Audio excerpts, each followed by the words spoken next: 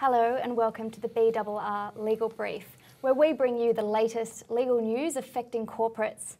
Today we're looking at the Convergence review, which released its final report on Monday. Joining me to discuss the review and its recommendations is Peter Leonard, who's a partner from Gilbert and Tobin. Peter, thank you for joining us again in the studio. Pleasure, Kate. Now, Peter, I'd really like to start firstly with your general impressions and whether you think it's likely to be welcomed by industry.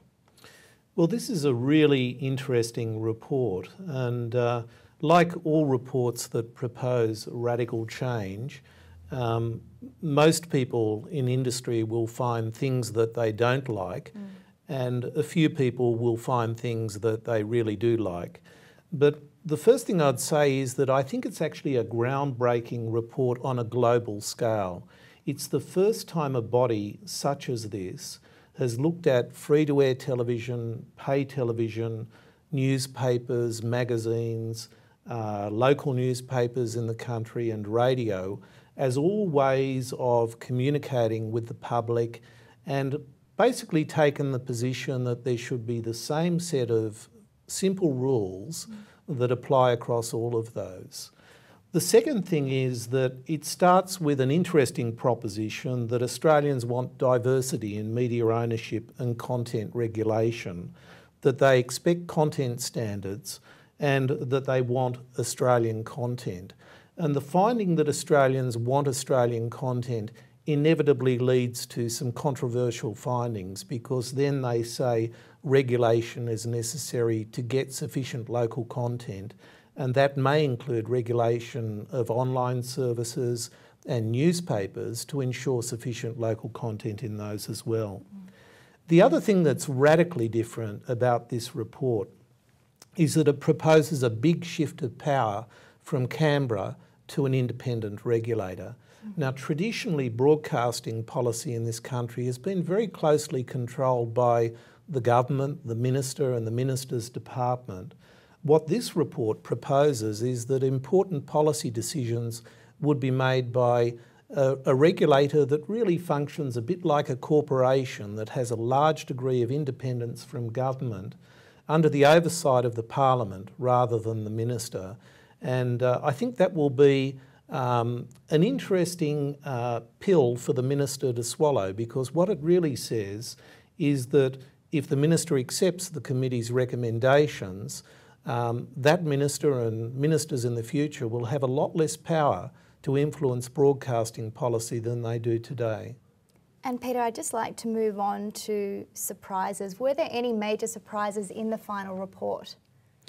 I think some of the areas where the Finkelstein inquiry, which you might recall was the committee that looked at regulation of the print media, and it came out with a recommendation that in essence regulation of the print media should be done by a government appointed body rather than the Press Council, and should be extended to television and new media, including any internet site that got more than 15,000 hits.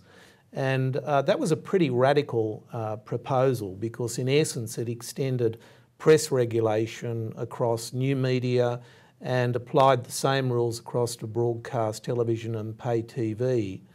I was not surprised to see that the committee backed away from that, but it backed away quite a distance, and in the end it introduced an idea of content service enterprises and regulation specifically targeted at those.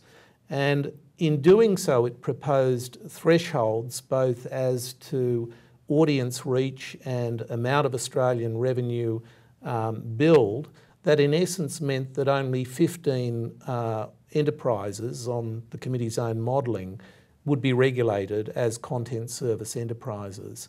So that's a really significant narrowing of regulation from today. On the one sense, it broadens out in that newspapers become regulated the same way as television and radio and pay TV, and all in essence come under the same regime.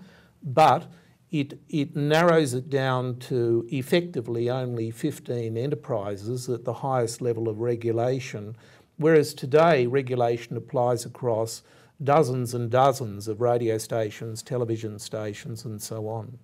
And Peter, just moving back to the review, what do you see as the key recommendations to come out of it? I think really the key recommendation is that the independent regulator have a broad policy setting agenda, and that is quite a radically different concept to the minister making the rules.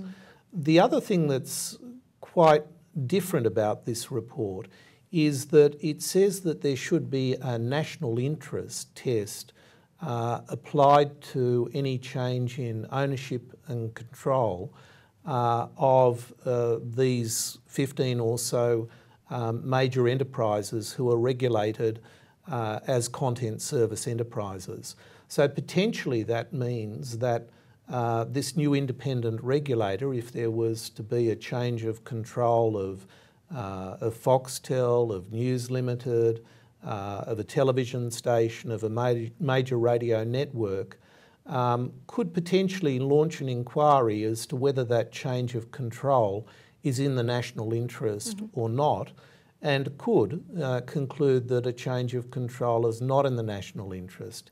So in this new world, you would have regulation by the ACCC as to whether a change of control is anti-competitive, and you would have potentially parallel regulation by this new independent regulator looking and applying a national interest test and, amongst other things, considering whether the effect of a change of control or merger might be to reduce diversity of media ownership or reduce the number of voices that are heard on Australian media. And just keeping with media ownership, there were some submissions that media ownership limits should be abandoned. What did we end up with? Well, there's two layers of regulation proposed. One, in essence, looks at the national level and applies this national interest test to the content service enterprises subject to the highest level of regulation. And then there's another and quite separate test that would apply in so-called local markets. And the concept there is that whatever diversity of voice there is at the moment in local markets should remain.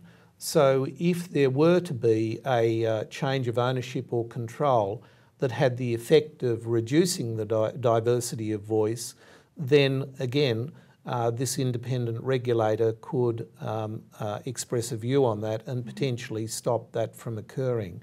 So there's two separate layers of regulation looking at the national voice and diversity at that level, and then the second goes away from the complicated and highly prescriptive rules that currently apply to television and radio, and instead has this broad concept of, in essence, diversity of voice in local markets. And just keeping with regulation, what were some of the recommendations? And were new content providers such as bloggers included?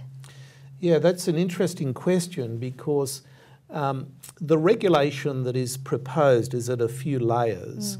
And for example, there's proposed regulation around news and commentary services that would apply automatically, mandatory, to the 15 or so largest content service enterprises.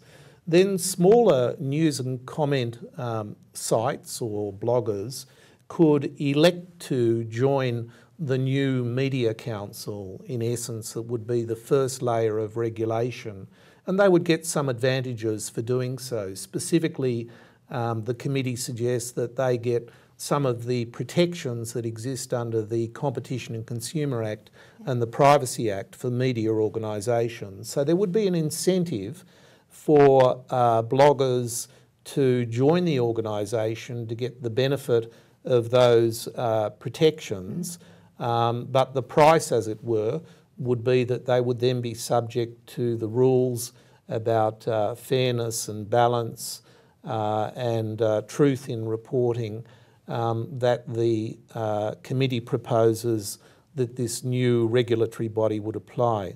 So the committee in essence proposes two regulatory bodies, an industry-led body that's like a council, a broadened press council, and then the independent regulator standing behind it, who might then investigate things if it considers that the Media Council hasn't done an adequate job or is taking too long or is not taking up causes that the independent regulator thinks that it should.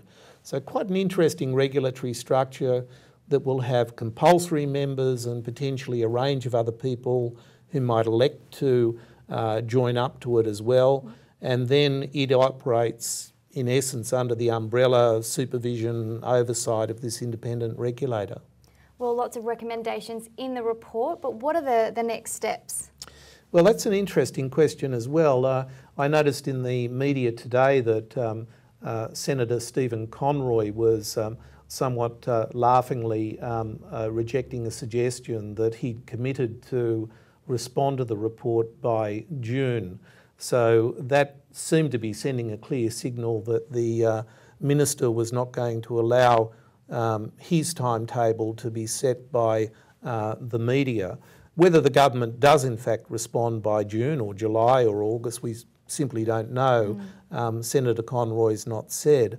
I mean, I think that what will happen is that the government will watch very closely commentary in the media and academic circles about these proposals and will adjust what it's going to say accordingly. Wouldn't surprise me if we see separate announcements by the Minister as to what recommendations the Minister supports or maybe commissioning further research into. So I think we're not going to hear a comprehensive response from the government quickly, but the government will need to respond because the media is very interested in the outcome of these recommendations, and you can be sure they're going to be on the Minister's case. Yeah, certainly. So it looks like a bit of a waiting game. Peter, thank you so much for joining us in the studio again. Pleasure, Kate. And thank you, viewers, for joining us on the BRR Legal Brief. Of course, we'll be back next week.